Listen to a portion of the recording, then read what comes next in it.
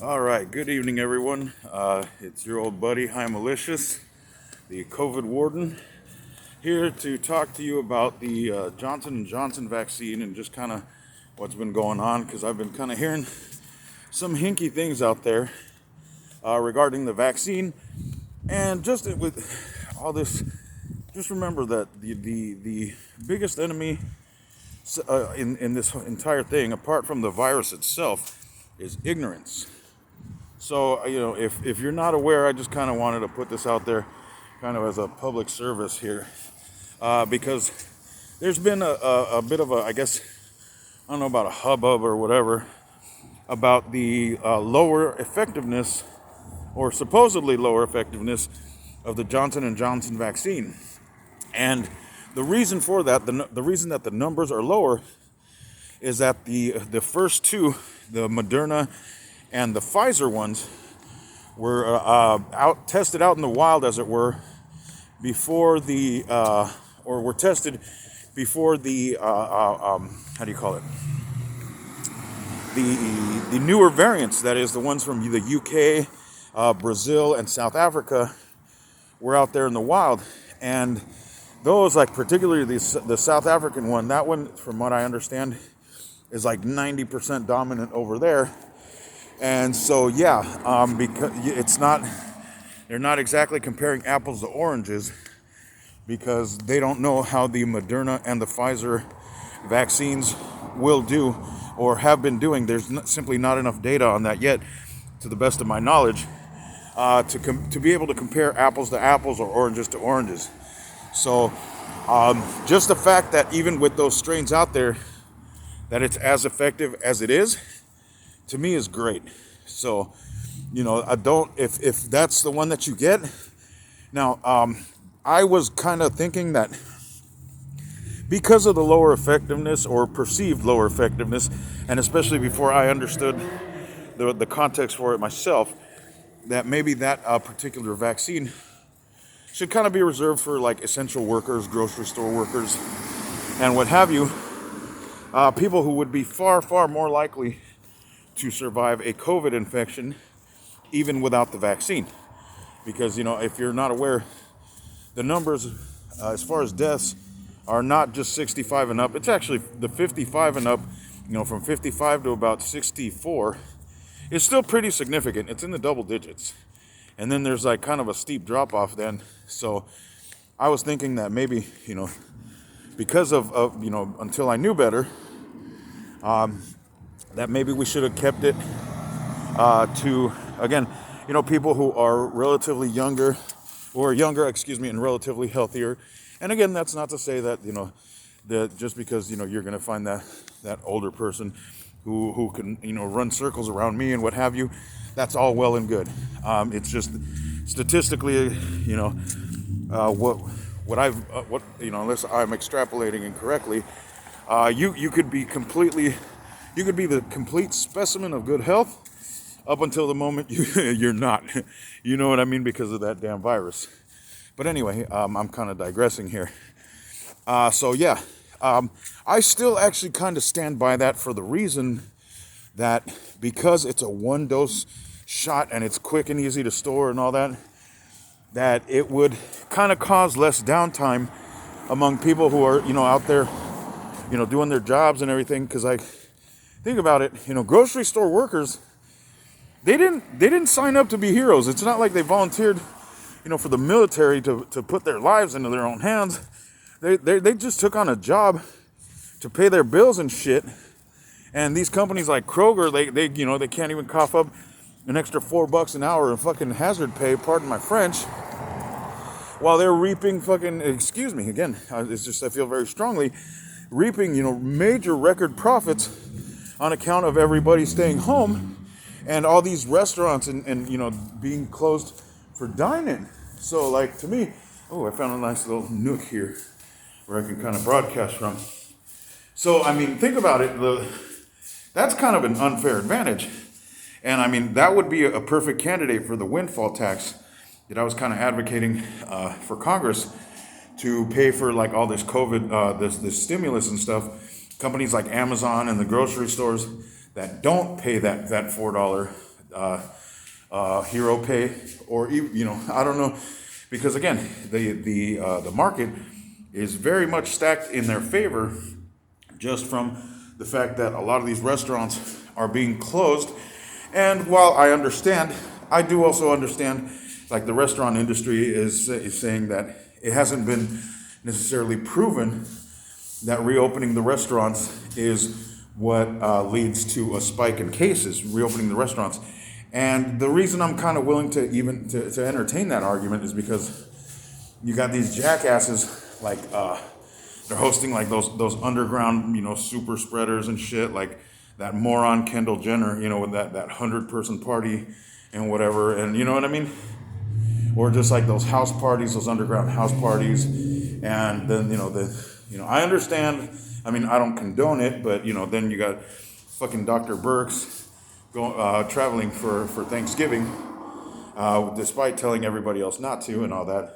But it is what it is. So all those incidents could be causing, are probably more likely to cause a spike in cases, those super spreader parties, than just going to sit down and having a taco, at your favorite, little taco shop or whatever.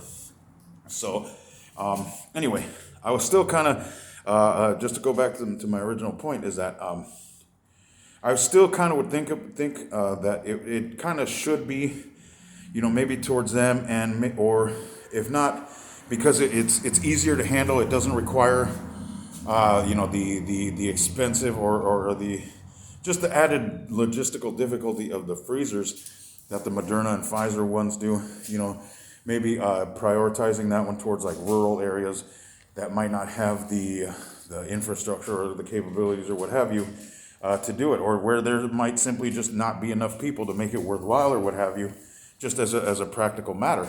So if you happen to get the Johnson & Johnson vaccine, just remember, I mean, I think actually the silver lining would be that since it was tested, now that these newer strains are out, you actually know that it is, significantly, that it's, effective against, again, the main thing about the vaccines is that it's going to keep you from dying, and keep you from becoming severely ill, being one of these people who's hospitalized for months in the hospital,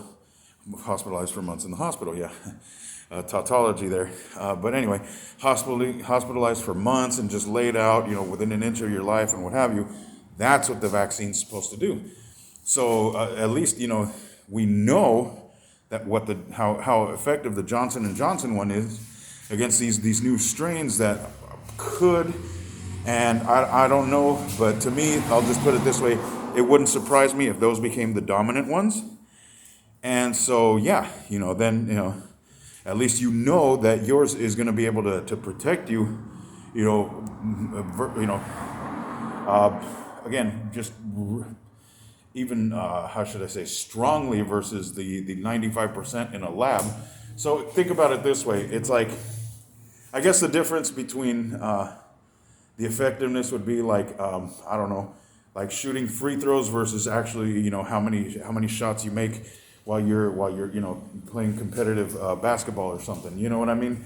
To where you it's been tested kind of in real world conditions versus in a lab where it's probably more a measure of efficacy versus effectiveness.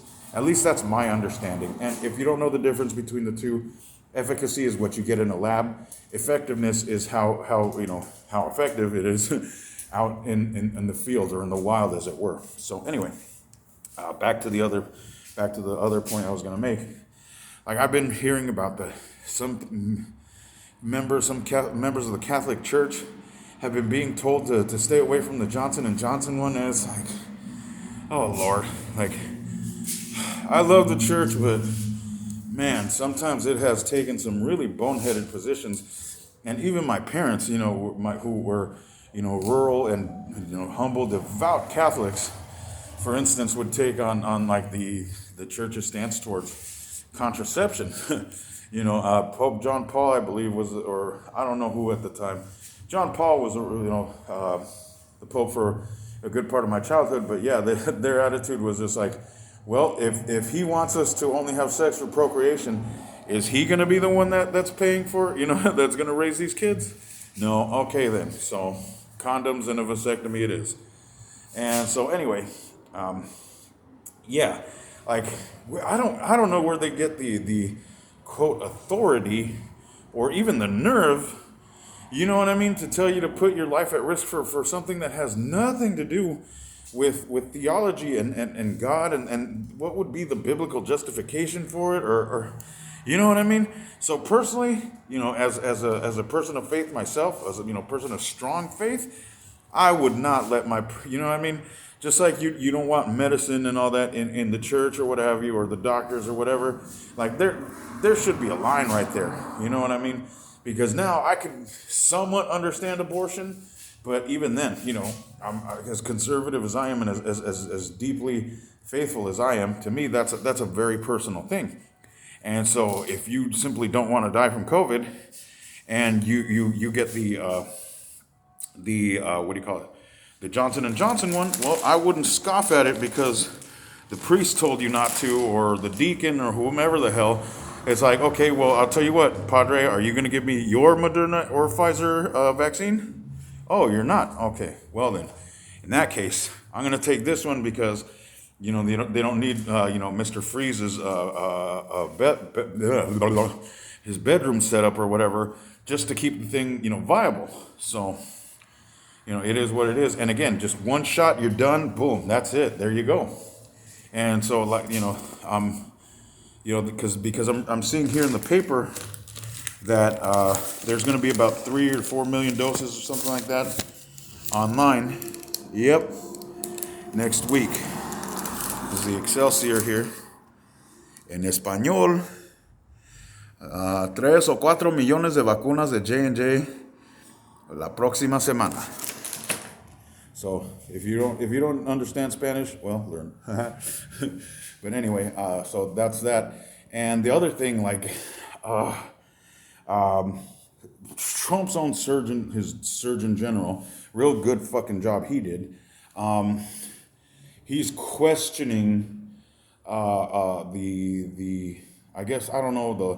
he's questioning using the 2-shot approach or whatever.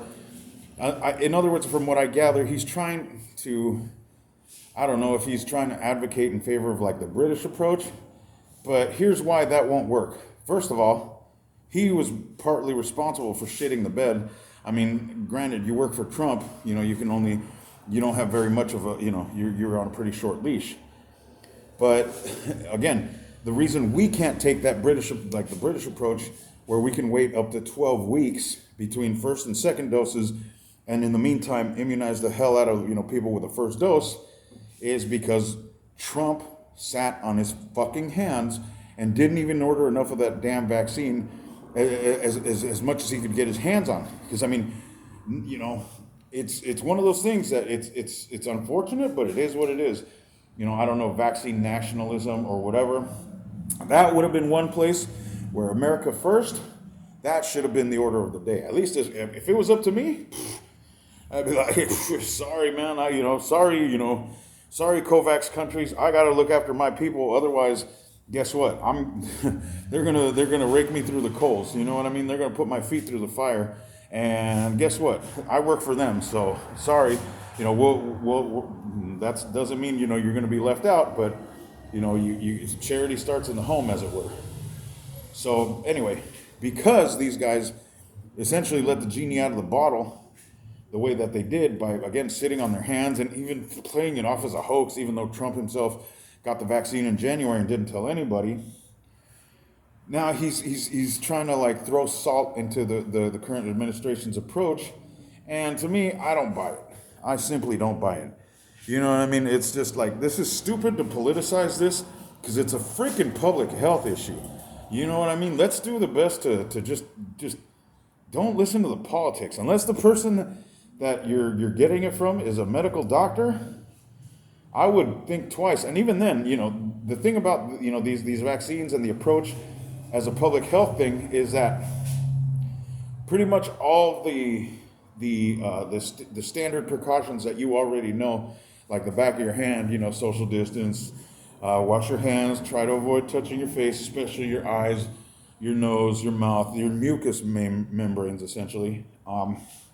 That type of thing. It's all based on what is known as consensus. So it's like if 99% of people say the sky is blue, you're going to listen to the one guy that says it's green. Okay. All right, just asking. That's essentially the same concept.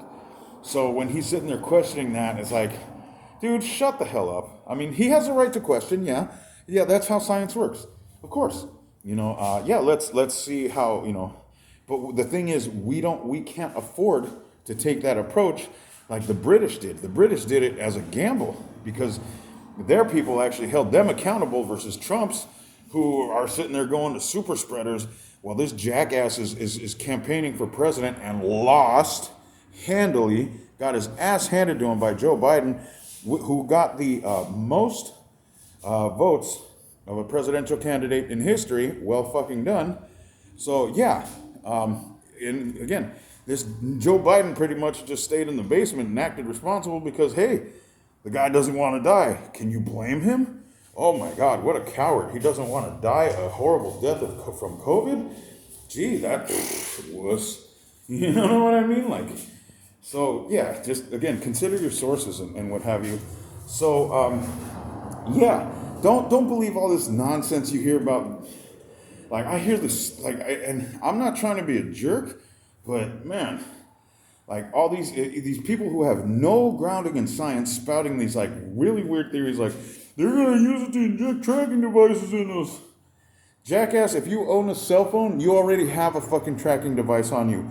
Why the hell do they need to track you sitting on your fucking ass, binge watching fucking whatever garbage on Netflix or Amazon Prime all fucking weekend and shit? Like, what? How fucking interesting is your life really that the government is gonna go to all that massive fucking expense just to look at you fucking what? You know what I mean? Seriously, think about it. So anyway, that or I don't know. It's just ignorance. So, as far as I'm concerned, if you don't want the vaccine, step the fuck out of the line and let it, good riddance. If you catch that shit like those COVID deniers, and I'm not trying to be a jerk, it is what it is. 500,000 people have died because the idiot in chief, the idiot in chief, I should say, or the chief idiot, didn't take this shit seriously and thought he was going to bullshit his way out of it like he's done through everything in his entire life. And guess what? Science is science. It doesn't matter whether or not you fucking believe in it. It's science. So that's it. Plain and simple. So don't, if you don't know what the hell you're talking about, do us all a favor. Shut the hell up. Please. Shut the hell up. Put a sock in it. Please. Shut the hell up. You are a public enemy when you spread lies and disinformation, because that shit is getting people killed. People who make the mistake of trusting your stupid ass when you don't know what the fuck you're talking about. So, well, Jimmy, where's your medical degree? I don't have one. I listen to the people that do. I listen to the people whose jobs, like Dr. Fauci it is, who's had decades of experience and all this shit, studying and stemming pandemics and all that shit. So pretty much when he speaks, I listen, because it's not that he's infallible, it's that when they make mistakes, they pivot based on the new data.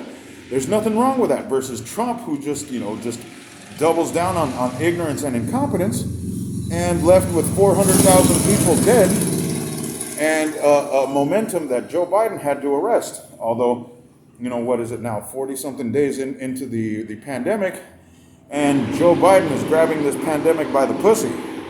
So, congratulations, well done. So anyway, I just kind of wanted to, again, just kind of give my 2 cents on that. If there's anything else that comes to mind, I'll be sure to post it or what have you. But yeah, just don't believe the hype and don't believe the ignorant motherfuckers. If the person who's telling you any, conspiracy theories and all this shit, if they just ignore them. That person is not going to be there when you're on a hospital bed, clogging up the ICU, dying a sad, lonely, fucking death saying goodbye to your loved ones over the telephone versus having them there at your side, as in a dignified way, as I would hope, if I had my way, as far as how I went, I'd want my loved ones to be there, be holding their hand and whatnot when I take that last breath. But guess what? They don't let you do that because that last breath is going to be full of viruses and shit. So and believe me, that's not an isolated incident. All these people, like all these nurses and doctors, and especially the nurses who actually have to deal with this shit day to day, they're getting PT fucking SD from how horrible this goddamn disease is. Pardon my French again. Is yeah, there you go. So maybe the Pope can forgive me. I just confessed. I'll say 5 Hail Marys tonight, whatever. But yeah, just think for yourself. This is a matter of survival, like plain and simple. There's no need to politicize it. Don't spread disinformation. This is science taking point. So unless a person's a scientist, medical doctor or anything like that, shut the hell up. Don't spread disinformation.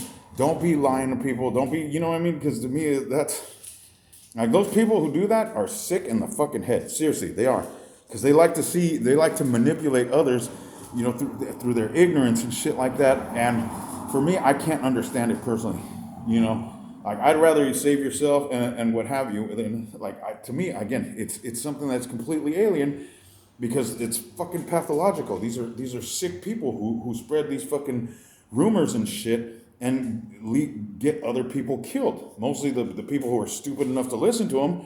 But unfortunately, if they're being reckless and irresponsible, they're going to take a lot of innocent people on their way out with them. So, that said, that's pretty much it. As far as I can remember, I should have maybe written this down, but it was just one of the spur of the moment type of things. So, I guess that's it. Your buddy High Malicious here is signing out. Hoping you're staying safe and everything. And I know, we're all sick of this shit. I am too, believe me. But we're at the ass end of it. There's light at the end of the tunnel. All right? These vaccines, they can't crank them out fast enough. And don't let somebody, talk you out of it, or don't let somebody lie and misinform you to, out of a chance at saving your own freaking life. I mean, for the Catholics, life is supposedly precious and crap. Like, why the hell would you, you know what I mean? Like, if your life was paid for, with a price and what have you, according to the Bible, well then, what is so terrible about this vaccine that you're gonna essentially forfeit the price that Jesus paid for your life to save your life today? You know what I mean? So I'm getting a little theological there, but again, it's like, what is so threatening about this vaccine that you would rather that people go into the dirt or risk it, on a very real chance of people dying and going into the dirt, or if not, suffering tremendously, versus getting the shot and just avoiding all that. You know what I mean? But anyway, so that's it. All right. Hope everyone's having a great night. Stay safe and do what you can. It sucks. I had to have my dinner outside here. I bought chicken and ribs, and I ate them outside in the cold just because everything's shut down. But you know what?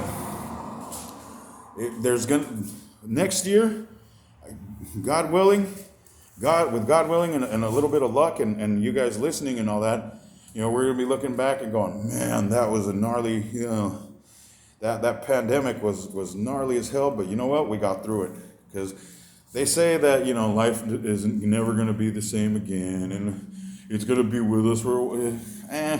Personally, I don't buy it. The human spirit is just way too resilient for once we get enough people vaccinated and achieve, herd immunity the humane way, that is by not killing all the old people and all the people who have, weakened immune systems or all those conditions and what have you, the humane way, as opposed to, your fucking, right-wing fucking Nazi eugenics fucking program. then we can see, what life is going to be like, the new normal. And I bet you it's not going to be, very much different, and even for very long. At least that's my guess, because, you know what I mean. Again, the human spirit is very resilient. So I'm actually very optimistic as far as what life is going to be like once this pandemic is over and done. We just gotta, business before pleasure. Let's handle that business, and then we can, see what conditions are like afterward. And I can't guarantee it, but I would bet on life returning much closer to normal than a lot of these experts do, because again, they kind of have to be skeptical and what have you, because they don't want to paint an overly rosy picture and then have people turn around and be like, oh, but you said this and this and this, that it was going to be okay to, I don't know, have kissing booths again or something. I don't know, I'm just dating myself there. But anyway, you know what I mean? Versus if they kind of set expectations and be a little tougher, and then it turns out that we can resume life back to normal. It could be, oh yeah, well, I guess I was wrong. But, have fun going out and living life. You know what I mean? That's a much easier mea culpa than, you said we could go out and go, go drink at bars and have keggers and all this shit. And, we'll, like my whole fraternity died except for, 3 guys or whatever. You know what I mean? Just, yeah. So, sorry, I'm starting to ramble. So I'm going to wrap it up, because I hear sirens and whatnot. And plus, I don't know what the video limit is. So have a good night.